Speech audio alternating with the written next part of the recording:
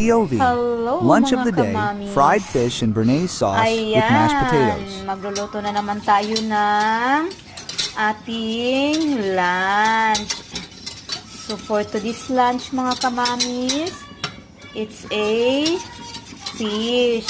So, magpi-fish po tayo ngayon, no? Kasi minsan lang ang fish dito sa Europe.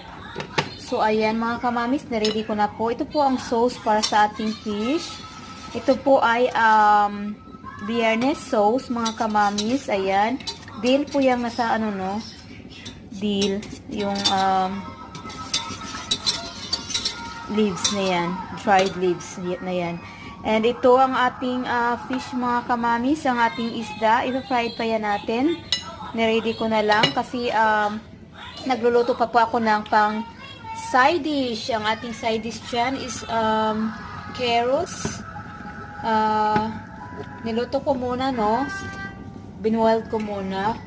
Tapos, ipa-fried ko din yan sa butter para masarap siya.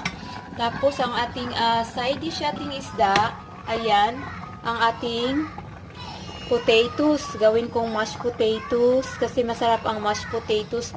Lalo na ang mga bata, nasarapan sila sa mashed potatoes kaysa boiled potatoes. So ayan mga kamamis, na-ready ko na lang po muna ang potatoes, ang ating pang lunch. So ayan mga kamamis, kung makikita nyo, no, ito po ang lunch namin for today.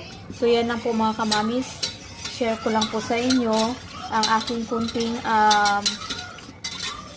kaalaman, no? Kaalaman. So, yan lang po. Have a nice day.